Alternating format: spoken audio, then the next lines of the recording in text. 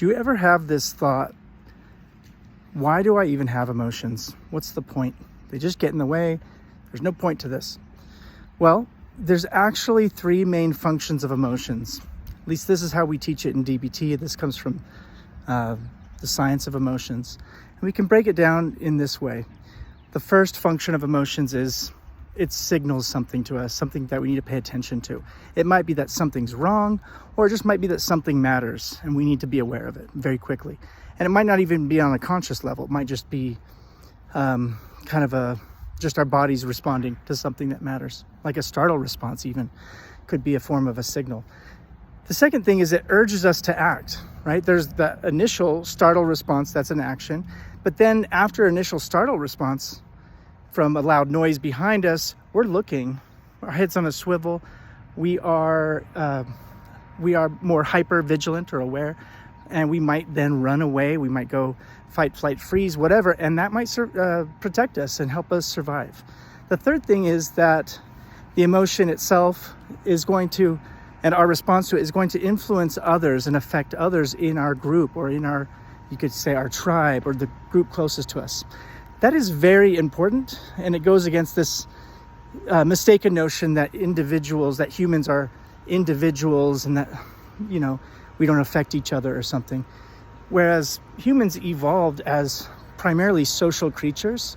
There's a great book by Joseph Hendrick who talks about culture as a kind of big, comprehensive brain of human beings, that culture itself is a powerful entity and one of the major forces that makes human beings what we are.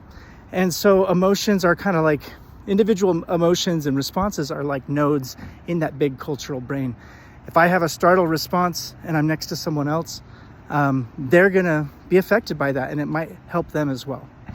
So it helps us to know that there's a point to emotions, and this kind of three functions of emotions can help us to analyze different things that we're feeling.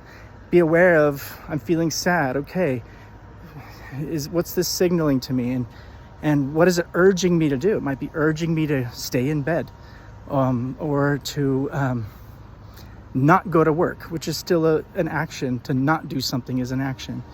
How is this affecting other people? Are people coming to comfort me? Are they, how is this affecting things?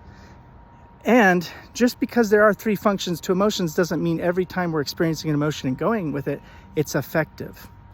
One of the big issues is we have this situation that people sometimes researchers call evolutionary mismatch, where even though we've evolved to, say, crave fast food, we know that it's not really good for us, but our bodies haven't really evolved much from where they were thousands of years ago, where we didn't have abundant kind of fatty and high sugar foods around us.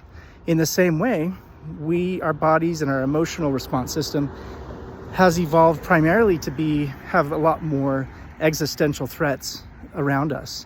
So we still have a lot of these emotions that are going to come up: anxiety, fear, jealousy, which is kind of the fear of losing something, shame, the fear of getting kicked out of a group, and guilt, the sense that we did something against a moral code. So you can apply all three of these functions of emotions to each of these different emotions, and that can help us kind of understand, instead of be afraid of our emotions, pushing them away, or just automatically going with them. That can help us understand more what these emotions are trying to do for us. The next episode, we're going to talk about obstacles to emotions, what gets in the way of actually regulating our emotions and working with them. Stay tuned to that next episode, and go ahead and subscribe if you find this helpful and want to see more about how DBT and other therapeutic modalities can help us work with our emotions. Thanks.